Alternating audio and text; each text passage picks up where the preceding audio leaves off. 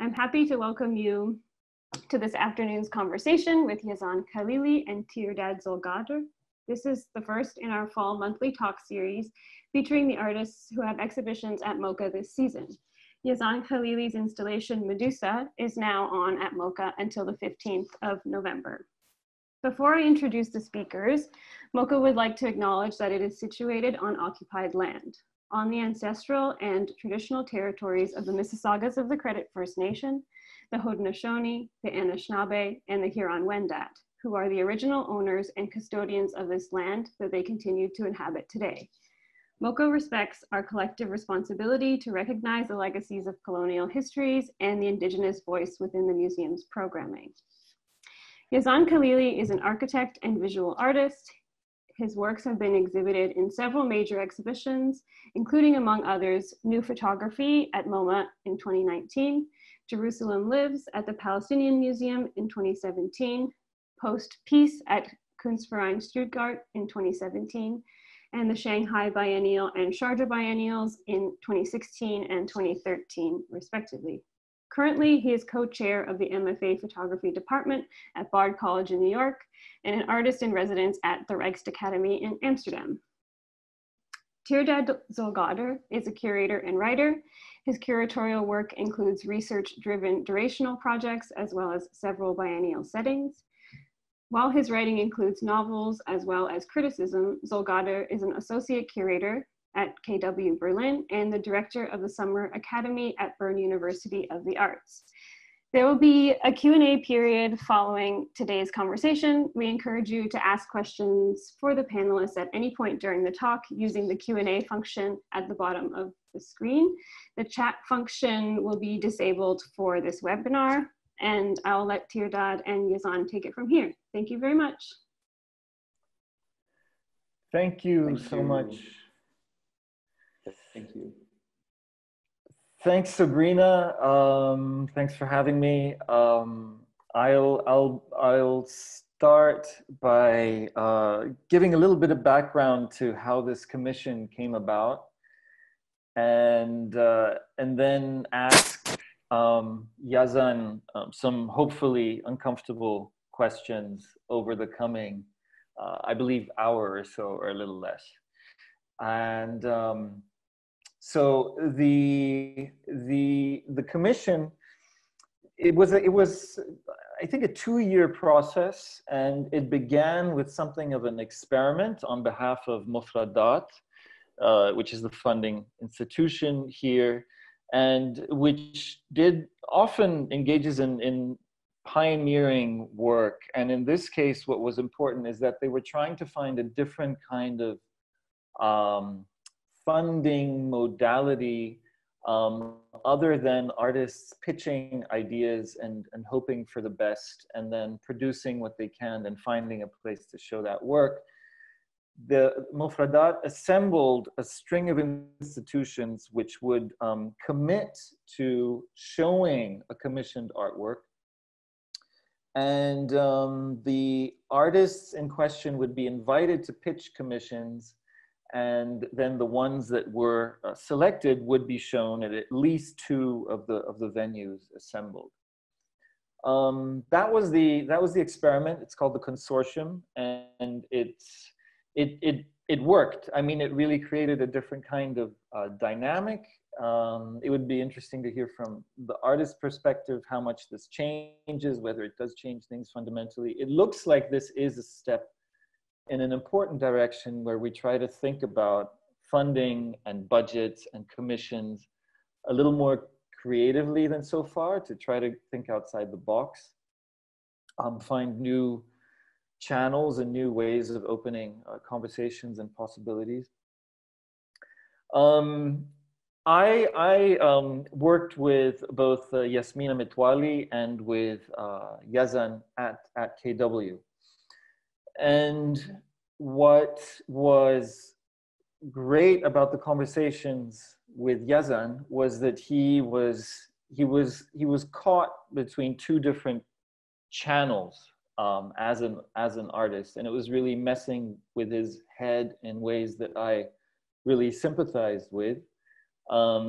He was trying to reinvent what a cultural institution can be in the guise of the Khalil Sakakini Center in Ramallah, where he was really turning a lot of things on their head in terms of what an art/cultural institution can be. And so it was that was a very unconventional and very ambitious way to approach artistic practice, where you don't know where the infrastructure ends and the work begins. But then he was also pursuing a studio practice, and Medusa is a very ambitious example of a studio practice. And the question that I wanted to ask to begin the conversation was how this unfolded for him, if he could just, you know, even in an anecdotal fashion, just talk about the tension between those two. But then also to go a little further and to explain why he had to make life quite so hard on himself by going this far with Medusa. I mean, I had worked with Yazan before, commissioned another work previously, which was a dematerialized work, which was very much, which didn't have a material manifestation other than certain documentations of a contract. It was very straightforward and simple, and all the complexity was in the concept.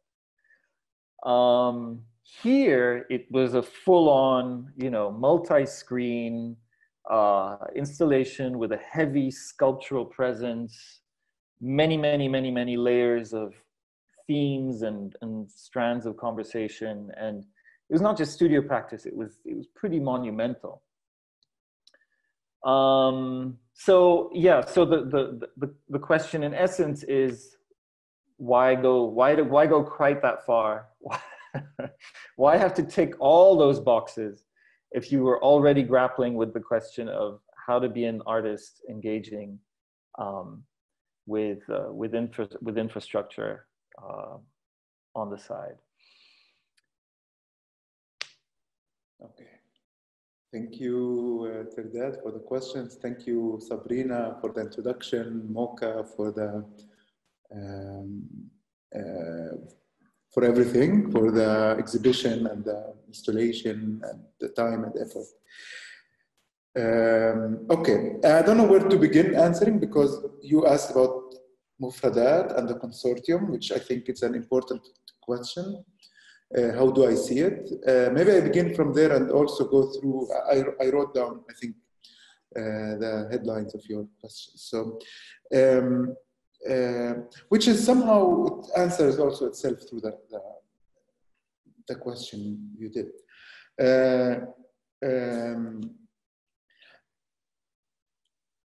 I think, you know, like also, I'm someone who has applied for many funds through the years, from AFAQ, from Mawrid also, for that before, and it's always, I think there's this issue of like, you get the fund, you produce the work, but then sometimes you're stuck with it, you know? Like you're not sure where and who will show it. So this issue is, I think it was well addressed in this consortium, that the fund is not only about producing the work, but it goes towards the installation. It's working with the curators. It's a commission towards exhibiting the work, not only producing it. And in my opinion, this as if it was a commission from a biennale, for instance. No, like you know that that the work will end up somewhere, so you are working towards it. You're already in conversation with the curators, and you are already in conversation with the space and the managers of the space. So this, I think, in the consortium was a very special approach to the relation between the artwork and its future of exhibition, which I think played well for that consortium. But I will take that and answer the end of your question of then why did I go full on? It's because of that, because the budget allows, and knowing that the work will be exhibited pushes the person to do it. Like, it pushed me. It's like, it's not like you produce the work and it's not good and you hide it just in your computer. No, you know, like, you know already this is going to be produced, this is going to be exhibited, and therefore one is pushed for the bad or for the good or the worst of it. No, like, this idea that you know that the work will be exhibited, sometimes scary. It's a scary thing. I'm still scared of, for instance, this work. I don't think I've done a work as big as this one. I haven't worked with budget as big as this one. And I find it really a scary budget to work with. Not because, you know, like, scary because then there's lots of elements, lots of details and lots of elements that can be tested. One has enough space to work with a camera person. One can work with an editor. I'm someone who tries always to work with small budgets, so the work is so condensed for many reasons, especially when I'm living in Palestine, because I know when working in Palestine, I have limited resources and very hard to move anything around. With this kind of commission, with this kind of production, I think there was more space, and that space pushed me at least to try things out. So to think of 6 screens, to try to work with the screens themselves, to crack their the glass, you know, like, of the screen itself, to work with the objects, to work with video. All of these were allowed, or possible at least, with first, you know, the budget on one hand, and the fact that I know it's going to be shown in 2, you know, prestigious spaces, KW and MOCA. So that allowed it. And also, and here I would give you also the credit to that, like, I'm working with a curator. You and November were there, you know, like, to think and to push me and to encourage me and to think together of possibilities of the artwork. So this conversation that, you know, we are having it public now, but for the last 2 years it was happening. You know, I think every few months we meet, we have a long discussion about the artwork, you ask me questions. So in a way, the work was already thinking of its exhibitional moment, or a moment of exhibition. So maybe I just move the, okay, why can't I move this? No. Okay, so just to give maybe the audience some idea about the artwork. The work took 2 years, and that's, I think, a long period to produce an artwork. Of course, the 2 years I wasn't working on the artwork alone. I had a son, a child, during, you know, few months after,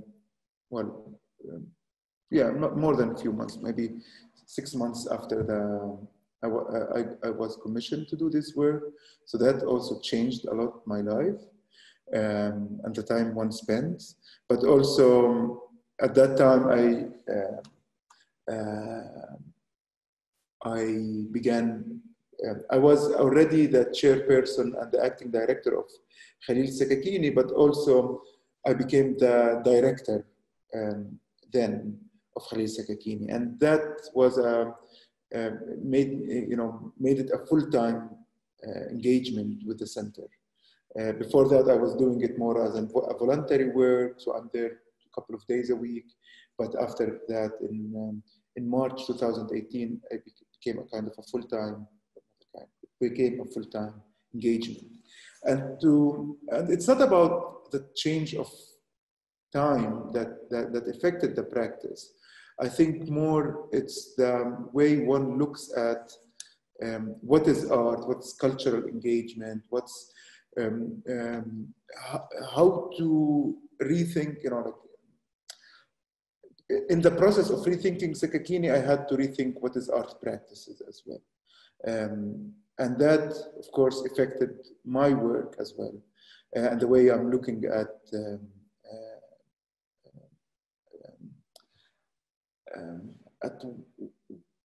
how can art engage with the community. Maybe it doesn't show in this work, but I'm sure it's now more and more showing in the way I'm working. So like in the last 6 months, we established a radio station called Radio Al-Hara, for instance, as an art practice as well. So anyway, so this work, which was conditioned by it being a commission, it being it had its kind of known moment of exhibition, affected with the fact that I am also working in a cultural center with the community, put me in these kind of two positions at the same time. This question maybe came inside as a content to the artwork, not structurally in the artwork in Medusa. So in the content, I began thinking of issues of collectivity, issues of the individual. What does it mean to be recognized as an individual by the algorithm machines of facial recognition? How do we gaze collectively? So content-wise, I began thinking of that in the artwork. But structurally, I think it's coming out in other practices or in other kind of artworks. I don't know, maybe you want to say something. I wanted to just add, in terms of the pictures that are visible now, yeah, I was just worried that one wouldn't understand, first of all, that now you see it a little better, that it's a work that there are layers added to the actual screens, so it's not just purely two-dimensional. And the other thing that's important to understand is that it looks more or less comfortable to walk in between the screens if you look at the pictures, which was not the case on site. It was hung in a way that was intended to become a little claustrophobic, a little more difficult than maybe what these pictures would suggest. But what I wanted to say, I wanted to ask you in response to what you were saying at the very beginning of your answer to my question, if you could just rewind to that for a second and unpack that a bit before we talk about Medusa, strictly speaking, a little more. The way you talked about the funding issue, it sounded like it just like a motivating factor. You made it sound like, yeah, you know, like a good tip or something, like something that really, you know, kicks you and motivates you to work more. When it was actually, I happen to know that there's more to it than that.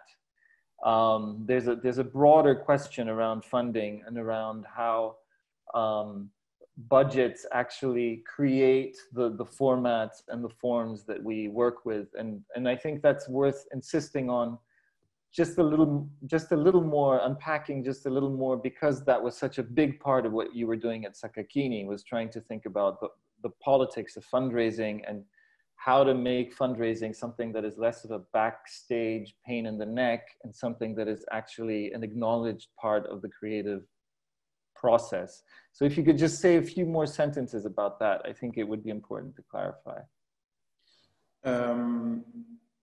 Of course, I mean, if I want to talk about what was happening at Rijksakademie, or this whole the question of funding that more and more artists and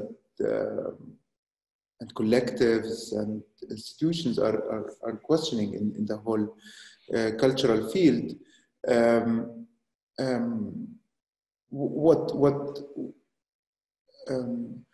What I have been working on and trying to engage with is that we cannot ask this question without asking what is the whole structure of the cultural economy. You know, what is cultural practice? What is what's an artwork? What's an institution? What's an audience, etc. And the questioning and experimenting and producing ways of funding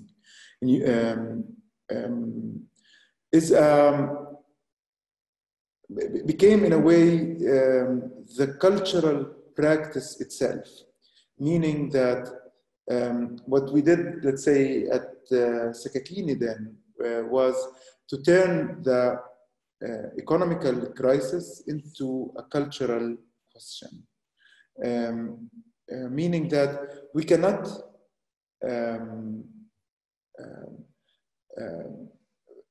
think of funding as an act of how to get budgets, but actually funding is about how to produce culture regardless of the availability of funds. So the sustainability turns from being an issue of having budgets to sustain the running cost of the institution or production, etc.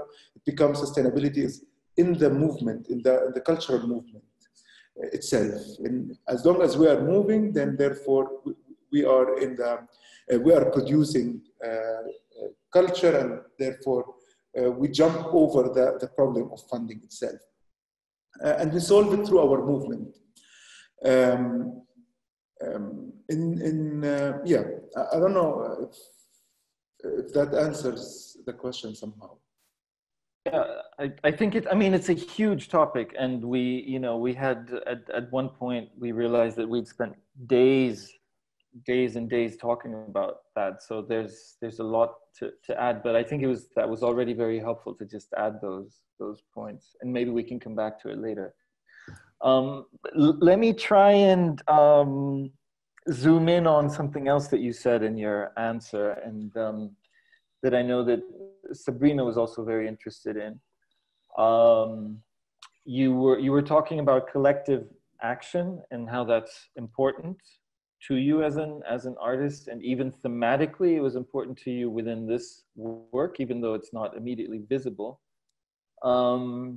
Could you talk a little more about facial recognition technology as a practice, as a technology of individualization,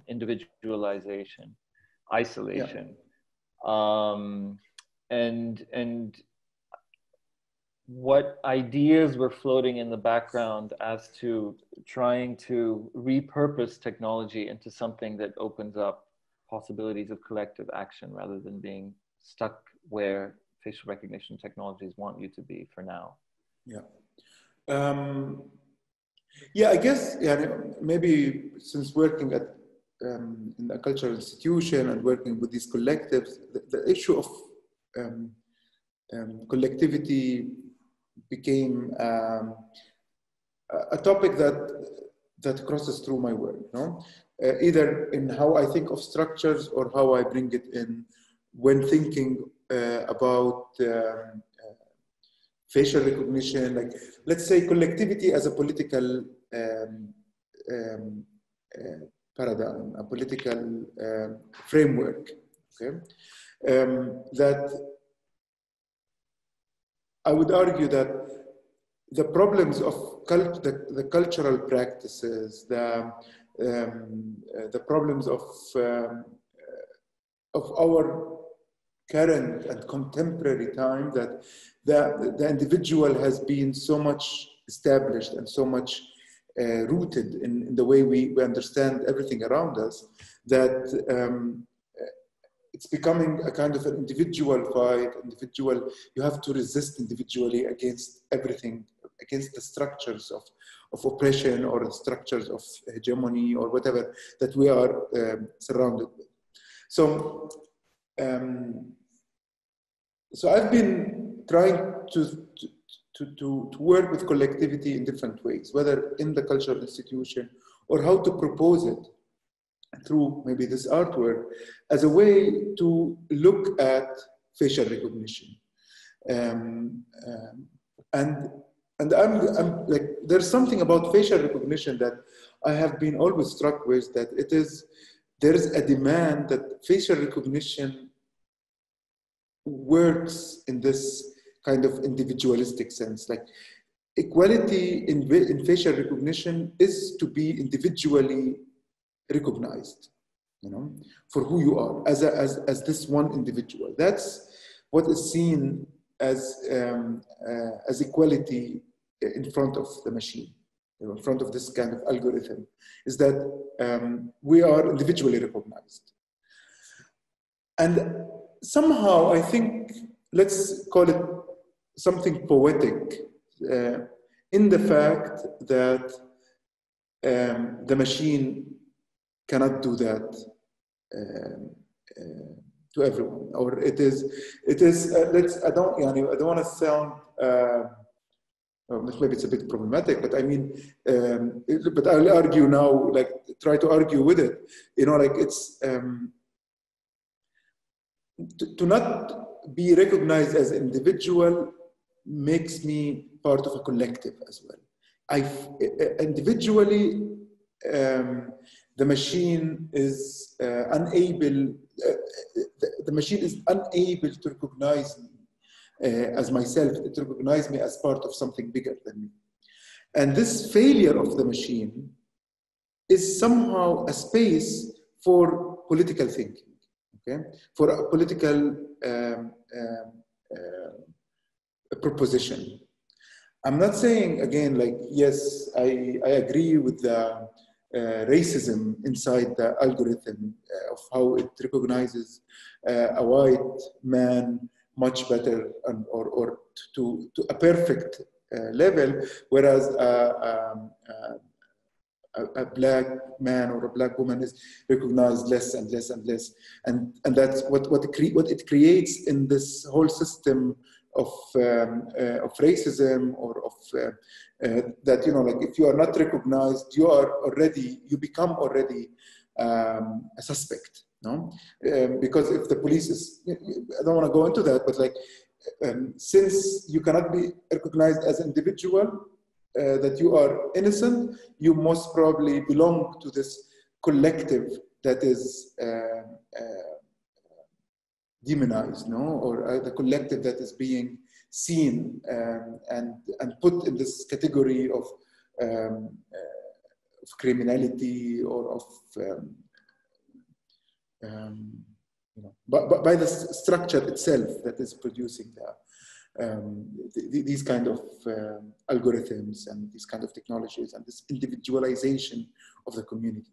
So I'm just interested in the way we can think of its failure as a space of politics, as a space to gaze collectively on this machine, you know, to gaze back on this whole algorithm and produce its failure and to make it fail. So instead of demanding to be recognized individually, it's a kind of the political proposition of collectivity, collectivity, collective actions as ways to make this machine fail. But not only the machine, the whole structure of this machine, the whole political structure that is producing this machine. And making it the machine of the future, no? Like the machine that will solve our problems is actually the machine that will solve its own problems, whereas us will become the problem of the machine.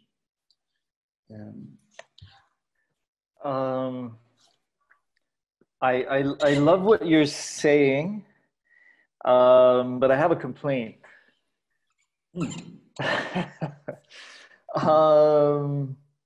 So I mean, it touches on so many things also related to the situation of Palestine geopolitically. It's related to what Sabrina said at the very beginning in terms of MOCA being on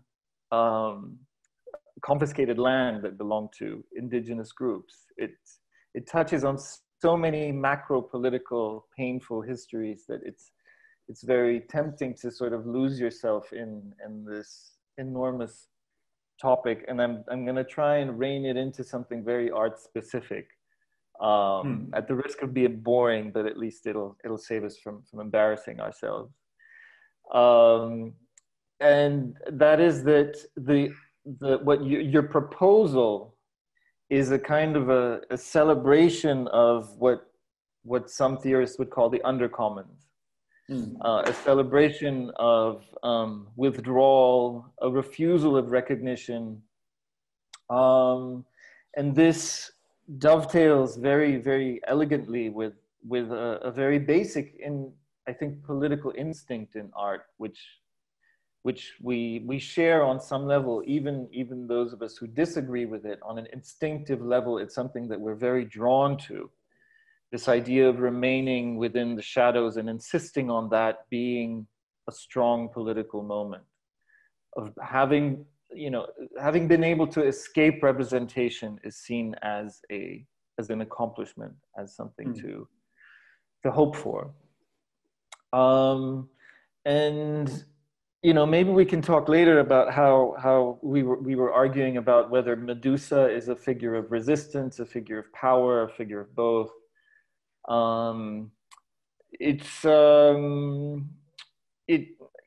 Yes, I follow you when you say that we have to gaze back.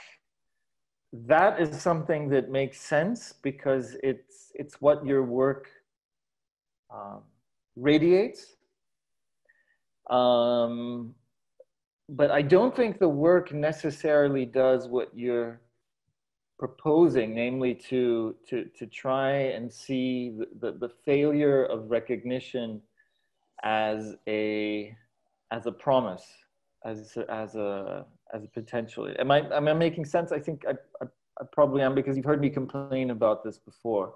Yeah.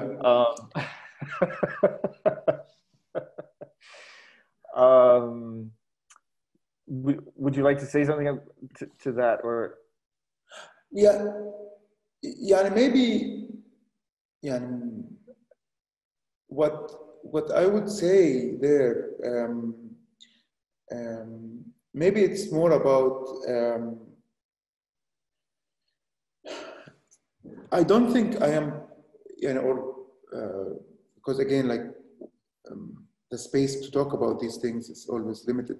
Yeah, and I guess when speaking, one needs at least, 5 hours of like keep talking until one reaches a kind of a clear position. But let's say the issue of the refusal of representation and refusal of these kind of structures. I don't think it's coming from a position of refusing power. But it's a question about what do we do when you are in power? How do you practice power? I think it's not a kind of a withdrawal from the political engagement and from the political space of frictions and and tensions, but it's a matter of how do you do it? How do you practice this kind of power, this kind of tensions? How do you engage with it without necessarily reproducing the same structures that you are fighting against? So I see it there. It's what do we do with power once we have it? And this is what I think, what I'm, maybe from what I was working on at Rijksakademie or my engagement in different collective projects, or even, and I don't know, in art and these kind of exhibitions. So what do you do? What do you do with it? What do you propose? How do you show it? But again, I think it needs a longer debate and discussion. I'm not saying I have a clear and sharp answer to it. But you were saying that it's not showing in the work. Yes, I think yes. I would say yes. The work has many gaps. Like its intention, sometimes it's not fully made inside the artwork. I think the artwork itself, it's any artwork. I think it's not a final result of a longer engagement with a specific topic. It's one of its representations. It's one of its shapes. And again, I think my question about my interest and my involvement in collective actions, it has its representations, call it. It has its actions. It has its structure somewhere. It has its representation somewhere else. It keeps on trying to fit the situations it's in without losing its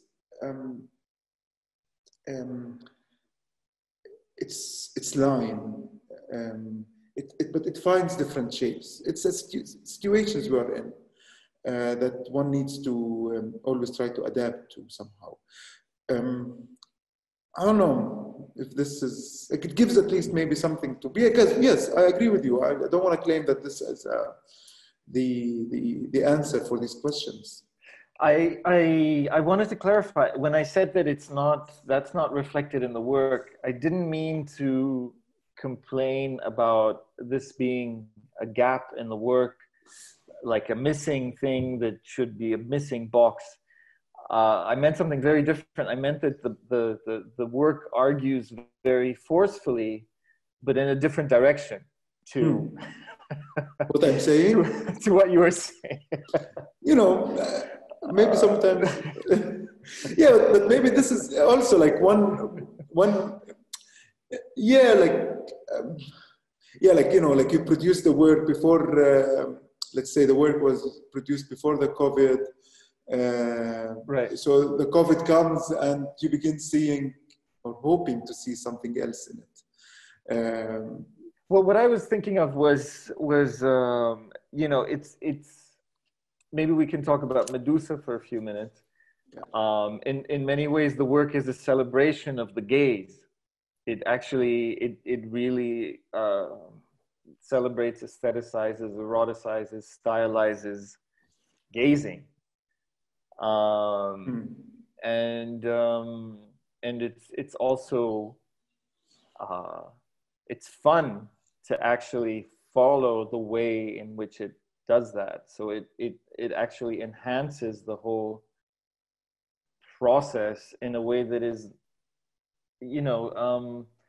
there's a deep tradition in art about being very skeptical towards this pleasure of the gaze. You constantly have to deconstruct it. You constantly have to show that it's somehow immoral or corrupt or problematic. The image has to be somehow messed with to be trusted. Beginning with the structuralists who would scratch the film, all the way to experimental essayistic films that show how limited the camera is and all of these things. This work doesn't have that. It's very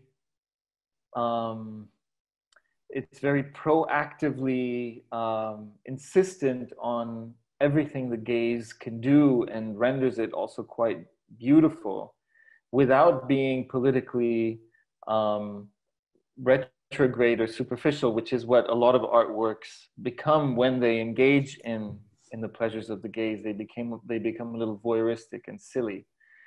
And this is a work that kind of manages to walk a very fine line between those things. But I wouldn't have said that it's a work that you know, has as its driving moment the skepticism towards representation as its engine. But maybe instead of being so meta, maybe we can zoom in on the figure of Medusa. She might be a good way to. So someone was saying she was a feminist icon at various moments. We were saying that she was a figure of resistance at some moments, monstrous to others. Which connotations played a role for you here?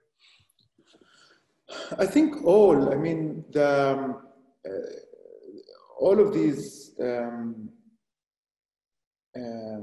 possibilities of Medusa brings in, or the importance of such figure in when we think about the gaze of Medusa as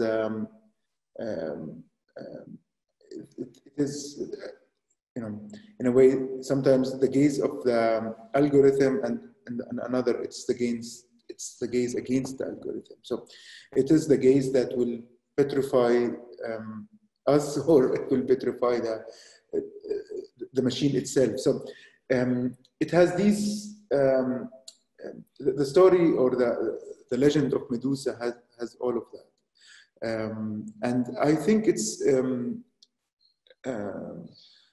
important to think of her as well as a feminist figure, but also as a political figure in how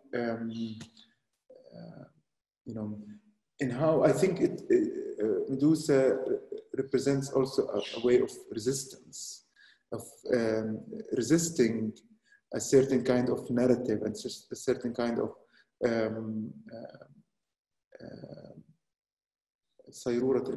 historical narrative in the way what the gaze is for, and in this regard, like you know, like thinking of Medusa as a mask as well.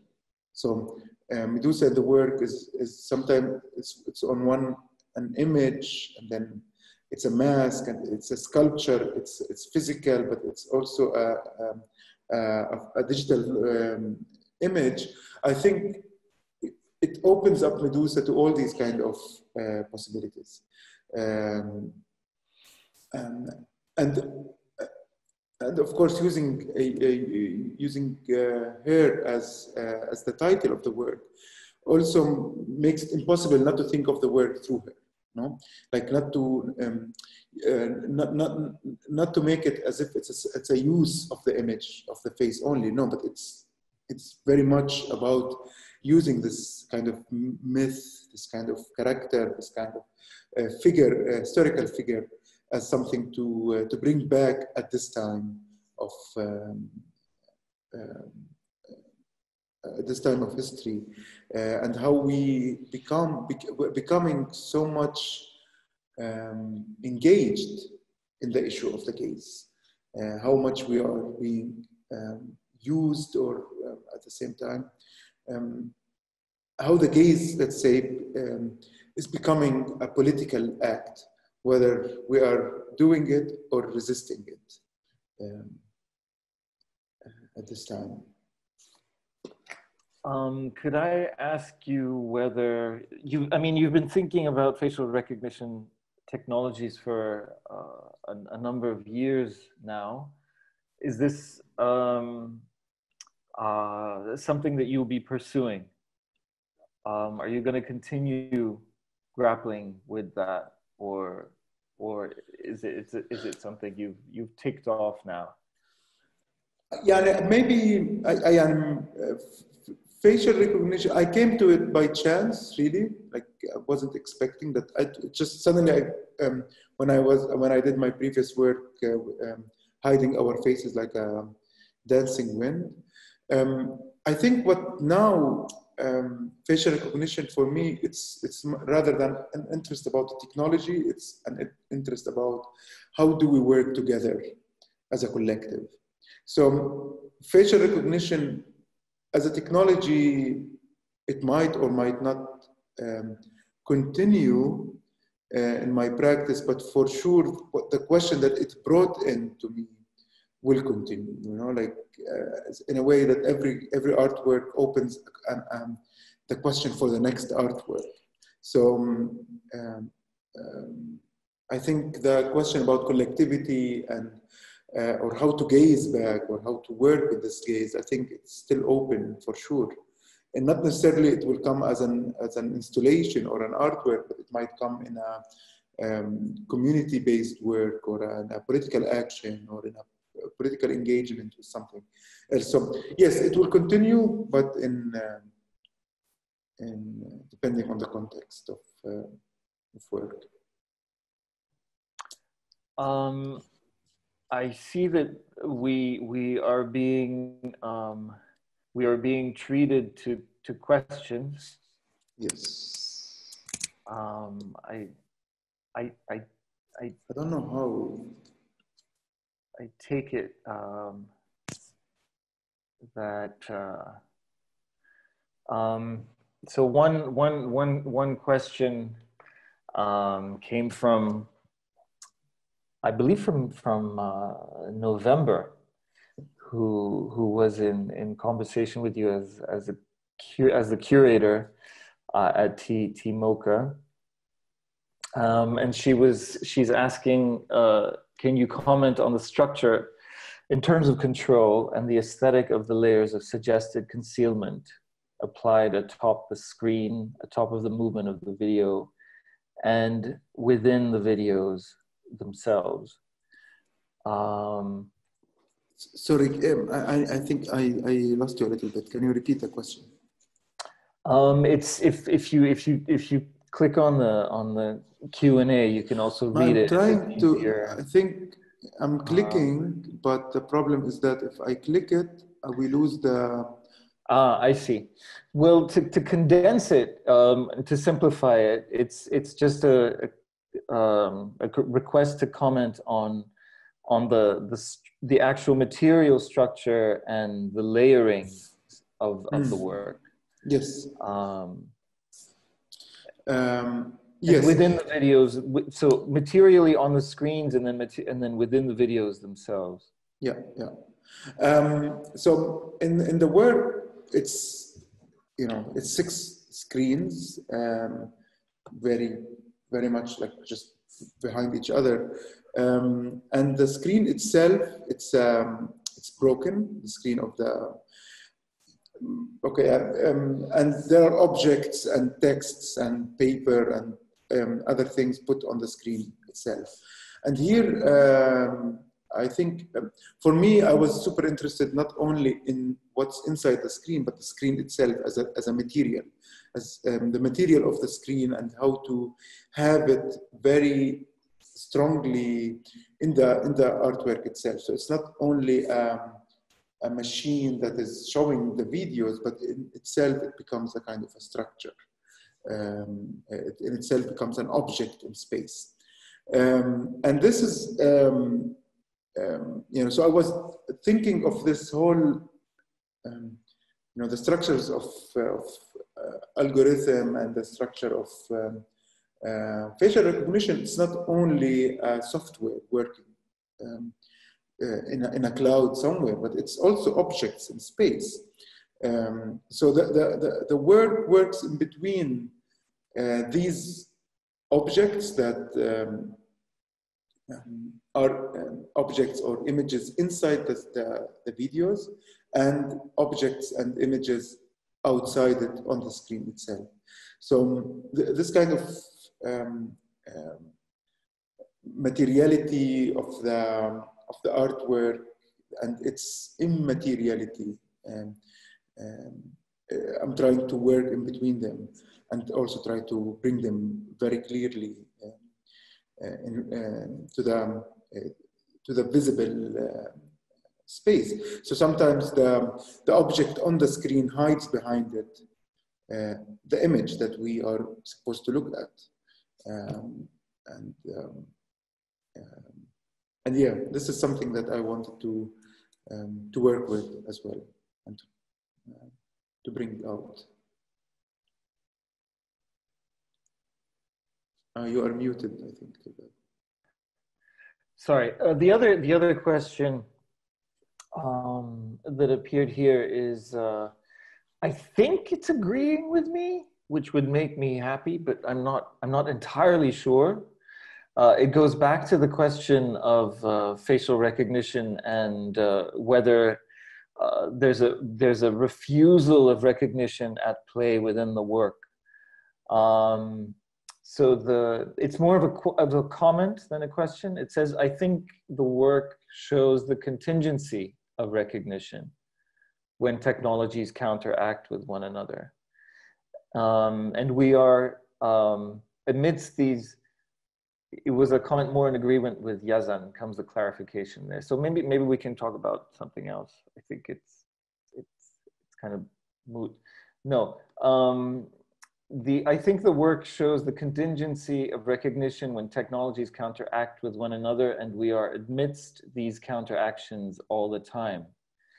An algorithm sees a face in historical artifact, an explosion suddenly shatters all the glass, or a post-it annotation recodes a photograph, etc.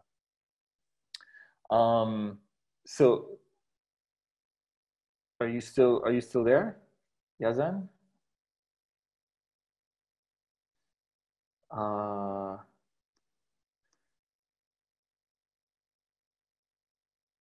Okay, so this is one of these moments. No, he's back. He had warned us. So Yazan had warned us earlier that his computer tends to crash. So I was very afraid of this happening, but he just returned. Sorry. So sorry for this. I don't know what's going on. Just when I was reading to you about contingencies of recognition when technologies counteract with one another, your laptop crashed. I think it was a perfect moment. We have about 5 minutes left. If there are any last questions or comments in agreement or disagreement with either of us, that would be very welcome.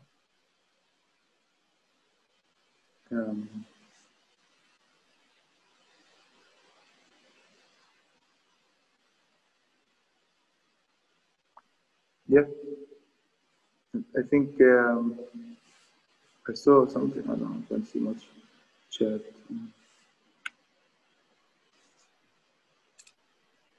But tell me something. Maybe I will ask you something fast. Hold on. There was a question that popped up. There's a question that popped up. A question for Yazan. I very much agree with what you earlier described about collectivity as a paradigm. How do you view the collectivity of technologies? I think I would take something that I have experimented recently with this experienced recently with Radio Al-Hara. This, I think, has been, for me, an unexpected experiment. Like, we have this idea of creating a kind of communal media vis-a-vis what social media has created about us. Like social media is very much based on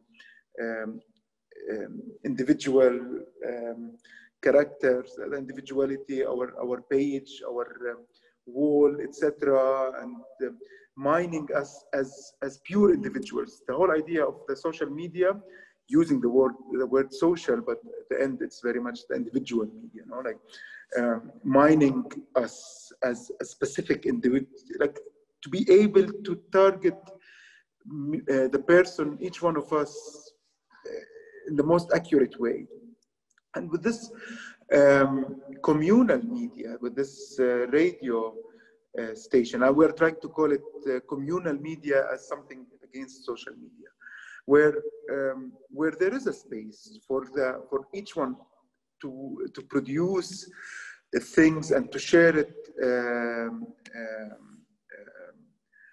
communally, to share it in a common way, to share it collectively, without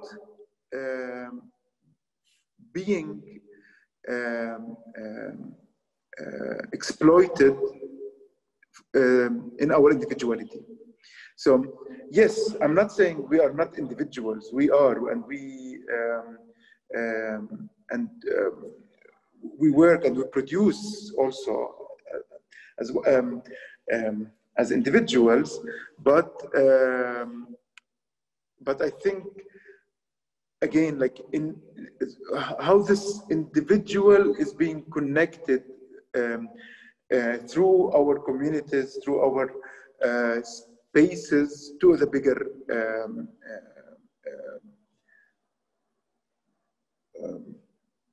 to the community, to us all together, to us working together. Yeah, I think this is what I would imagine. How I forgot the word, like technology is working, or the collectivity of technology. It's how do we re-inhabit the technology, and how do we think of it collectively?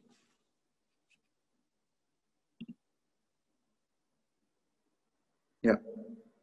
I'll have to wrap up. I'd just like to add a footnote to what you were just saying, that I appreciated what you were saying at the very beginning about how individualization runs so deep that it takes a real structural effort of retraining to be able to think of other horizons. And I would just add to that from our generation onwards, the project of some kind of individual success is what even drew a lot of us to the art world. Like at one point, it was more of a promise of community and of teamwork and of solidarity. And I think that from our generation on, things started to shift, and it was more about a fantasy of being able to live a certain, individual freedom, individual flexibility, individual gratification, also self-fulfillment. These kinds of things came to the fore. Yep. So now the retraining has to, there's so much work to do. Definitely. Yeah. Okay. Yeah. So I was asked to wrap up. I'll do so by thanking the MOCA team once again, and thank them as well. Thanking you, Yazan, for doing this, and I'll hand over, Sabrina. The floor is yours. Thank you so much to the both of you for such a fascinating and generous conversation. I really, really appreciate the both of you doing this with MOCA today. And I just have a couple of closing announcements before we end the panel. We'd like to thank our lead sponsor, Scotiabank, for supporting public programs at MOCA. And we would also like to extend our deep gratitude to Mofradat, who supported the creation of Medusa through their consortium commissions project. And also this weekend at MOCA, we are celebrating our 2nd year anniversary on Sterling Road. And to celebrate, we are offering free admission to the museum all weekend, starting today until Sunday. You can book a free time ticket on our website at moca.ca. And thank you all so much for attending and for asking very interesting questions and comments. Thank you again to Yazan and Tirdad, and I hope that you all have a lovely afternoon. Bye-bye. Thank you, everyone. Bye, thank you.